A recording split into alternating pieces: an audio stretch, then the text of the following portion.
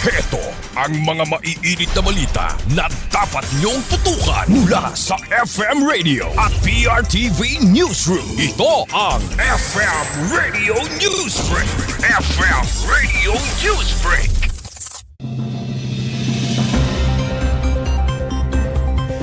Magandang tanghali mga ka-Vice, oras na para sa ating FM Radio Newsbreak. Nanawagan ang grupong Trade Union Congress of the Philippines o TUCP sa pamahalaan na magbigay ng Emergency Cost of Living Allowance o ECOLA para sa mga manggagawa. Ayon kay TUCP spokesperson Carlos Miguel Oñate, iminungkahi nila na magkaloob ng karagdagang 100 hanggang 200 piso na allowance upang makatulong sa mga manggagawang maapektuhan ng pagtaas ng presyo ng mga bilihin. Inaasahan na nila ang dagdag na pasanin sa mga manggagawa dahil sa nakaambang serye na naman ng big-time oil price hike na dulot na tumitinding gyera sa Middle East. Sa ilalim ng panukala, maaring utusan ni Pangulong Ferdinand Marcos Jr. ang mga Regional Wage Board na maglabas ng wage order para sa nasabing emergency allowance. Iginiit naman ng TUCP na mas mabilis at mas magaan ito kumpara sa pagpapatupad ng wage hike na karaniwang umaabot ng ilang buwan o taon bago maaprubahan. FM Radio Newsbreak. FM Radio Newsbreak. Samantala sa iba pang mga balita, pinayuhan na Malacanang ang publiko na iwasan ang panic buying sa kabila ng nagaganap na krisis sa gitnang silangan. Ayon sa palasyo, walang dahilan para mag-imbak ng sobrang supply dahil sapat ang supply ng petrolyo at mga pangunahing bilihin sa bansa.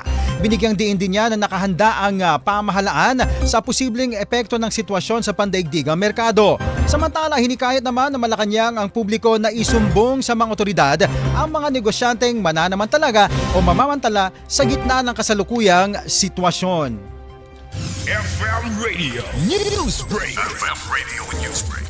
At sa ating panghuling balita, isinusulong sa Kamara ang mga panukalang batas na lalayong limitahan ang paggamit ng social media ng mga batang edad 16 pababa. Sa ilalim ng House Bill 7300 na inihain naman ni Cavite Representative Lani Mercado Revilla, layong palakasin ang pananagutan ng mga social media platforms sa paggamit naman at pagprotekta ng data ng mga users.